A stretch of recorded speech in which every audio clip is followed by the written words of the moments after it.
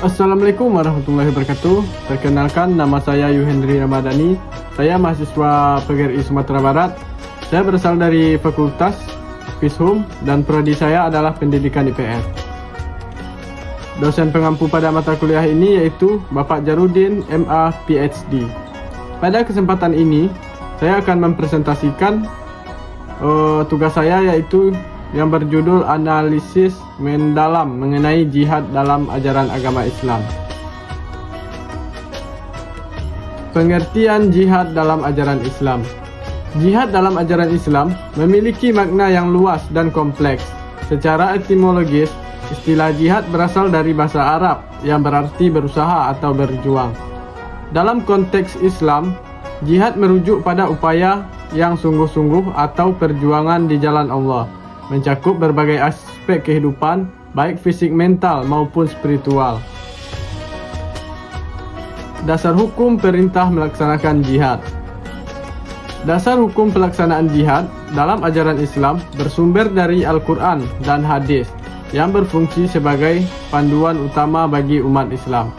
Namun, penting untuk memahami bahwa jihad tidak hanya terbatas pada aspek perangan fisik. Ia juga mencakup perjuangan batin, intelektual, dan sosial. Mari kita telaah beberapa dasar hukum yang menjadi landasan semangat jihad ini. Yang pertama yaitu Al-Quran. Al-Quran sebagai wahyu Tuhan memberikan berbagai petunjuk tentang jihad, terutama dalam konteks membela agama Islam dan mempertahankan umat Islam dari serangan luar. Beberapa ayat yang sering dijadikan dasar hukum terkait jihad antara lain yang pertama yaitu Surah Al-Baqarah ayat 190 yang berisikan tentang perangilah di jalan Allah orang-orang yang memerangi kamu, dan janganlah kamu melampaui batas. Sesungguhnya Allah tidak suka orang-orang yang melampaui batas. Ayat ini menekankan bahwa jihad dalam bentuk perang hanya diperbolehkan jika dilakukan untuk membela diri dari serangan musuh, dan harus dalam batas yang wajar tanpa melampaui batas. Dan yang kedua, Surah Al-Baqarah ayat 191 sampai 193 yang berisi, dan perangilah mereka di jalan Allah sehingga tidak ada fitnah lagi dan agama itu hanya untuk Allah. Jika mereka berhenti, maka tidak ada permusuhan lagi kecuali terhadap orang-orang yang zalim. Ayat ini memperjelaskan bahwa jihad fisik dalam perang diperbolehkan untuk menghapus fitnah, kekufuran, dan penindasan, dan agar agama hanya untuk Allah. Jika musuh berhenti, maka permusuhan pun harus dihentikan.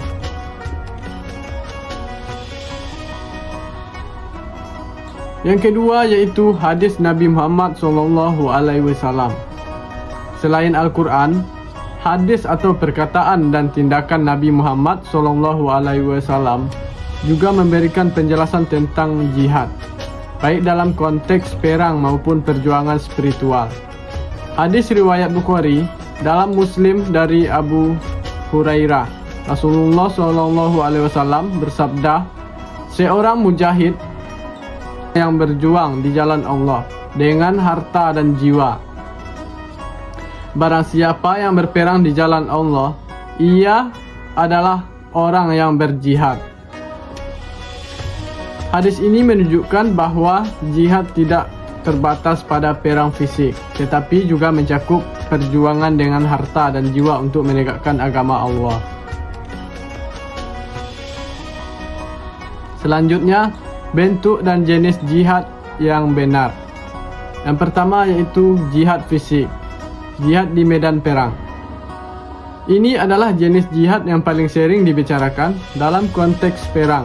Tetapi dalam Islam, jihad fisik hanya diperbolehkan dalam kondisi tertentu dan dengan syarat yang ketat.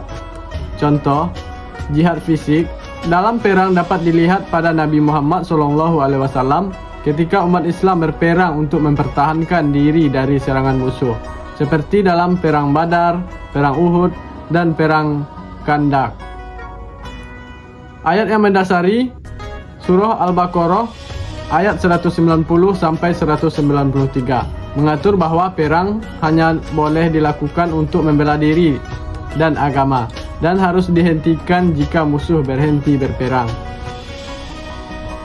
Yang kedua, jihad akbar, jihad batin atau spiritual. Jihad yang disebut sebagai jihad akbar, perjuangan terbesar, adalah perjuangan yang terjadi dalam diri seseorang untuk melawan hawa nafsu dan godaan setan. Contoh, berusaha untuk menghindari dosa-dosa seperti berbohong, mencuri, atau memfitnah, dan berusaha untuk selalu berbuat baik kepada orang lain. Contoh yang kedua yaitu berjuang untuk menjaga hati tetap bersih dari kebencian, kesombongan, atau rasa iri. Hadis yang mendasari, Nabi Muhammad SAW bersabda, jihad terbesar adalah jihad terhadap hawa nafsu. Yang ketiga yaitu jihad dalam dakwah, jihad dengan ilmu dan penyuluhan. Jihad dalam dakwah adalah perjuangan untuk menyebarkan dan mengajarkan ajaran Islam kepada orang lain, baik secara langsung maupun tidak langsung. Contoh, mengadakan ceramah agama, menulis buku, memberikan pendidikan agama, atau berdiskusi dengan orang yang memiliki pandangan berbeda secara damai dan penuh penghormatan. Ayat yang mendasari Surat An-Nahl ayat 125 yang berisi tentang serulah manusia kepada jalan Tuhanmu dengan hikmah dan pelajaran yang baik, dan debatlah mereka dengan cara baik. Selanjutnya, tujuan melaksanakan jihad. Tujuan melaksanakan jihad dalam ajaran Islam sangatlah penting untuk dipahami dengan baik, karena jihad bukan hanya berkaitan dengan tindakan fisik seperti peperangan, melainkan juga perjuangan dalam aspek spiritual, sosial, ekonomi, dan moral. Tujuan utama dari jihad adalah untuk menegakkan agama Allah, mewujudkan keadilan, membela kebenaran, dan mencapai kesejahteraan umat manusia. Yang terakhir yaitu kesimpulan. Jihad dalam ajaran Islam memiliki makna yang luas dan mencakup berbagai bentuk perjuangan untuk menegakkan agama, keadilan, dan kebaikan dalam kehidupan umat manusia. Jihad bukan hanya perang fisik, tetapi juga perjuangan dalam aspek spiritual, moral, sosial, dan intelektual. Secara keseluruhan, jihad dalam Islam adalah perjuangan yang mulia dan kompleks yang mencakup banyak aspek kehidupan. Jihad tidak dapat dipahami hanya dalam konteks peperangan, tetapi juga dalam hal menuntut ilmu, membangun masyarakat yang adil, dan memperbaiki diri. Melalui jihad, umat Islam diajarkan untuk tidak hanya berjuang melawan musuh fisik, tetapi juga melawan kejahatan dalam diri, menghilangkan kemiskinan, dan memperjuangkan kebaikan untuk seluruh umat manusia. Baik, itulah hasil presentasi dari tugas saya. Kalau ada kata-kata yang salah, tolong dimaafkan. Dan saya sudahi dengan wassalamualaikum warahmatullahi wabarakatuh.